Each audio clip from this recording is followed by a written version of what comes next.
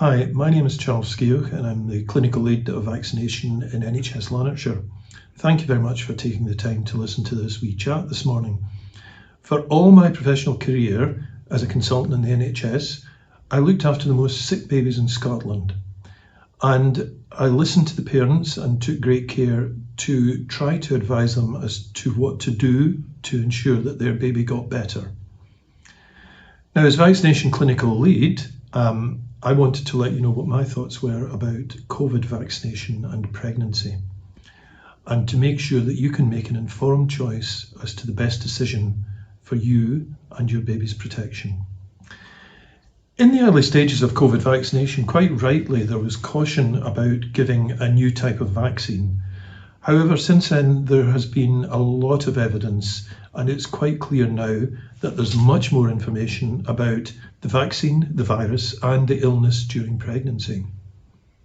First, and most important, it is quite clear that the vaccine does not harm the baby in the womb. That's quite clear from evidence. The vaccine itself will not prevent you catching the disease, but it will definitely alter the disease process itself, and that's important because that will hopefully stop any tendency for premature labour to start should you get COVID infection. The vaccine doesn't carry over into breast milk, but fortunately the antibodies you produce as a response to the vaccine do carry over to the breast milk and will provide a protection for your newborn infant for some months. Now, secondly, the virus itself. We know the current virus can produce less severe illness than the initial one, called the so-called Delta variant.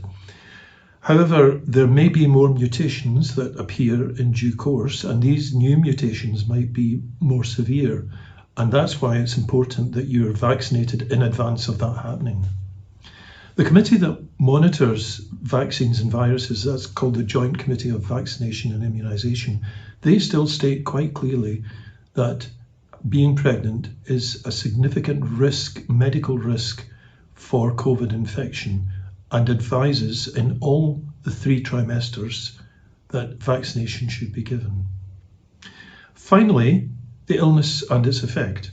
Well, what really worries us is that in the unvaccinated pregnancy, COVID infection may be severe enough to actually cause premature labour, or it may be that you become so seriously ill that the obstetricians wish to actually deliver you early in your interest. That's clearly not something that any of us would want to happen. So we've tried very hard to make this vaccine available for you, and it's in fact available at the antenatal clinic today. And I would like you please to consider the potential benefits of this. Within 10 days to 2 weeks of vaccination, you will have a high level of protection against COVID infection if you get infected. This will prevent or help to prevent illnesses that in some cases could mean you deliver your baby early. It will also mean that during the pregnancy, your baby will receive through the afterbirth your antibodies and be transferred to your baby and be protective in the newborn period against COVID infection.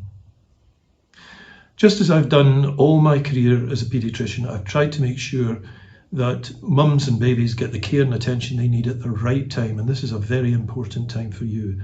I ask you, please do consider getting this vaccination booster now. It's very safe and it's very effective. Thank you very much for listening.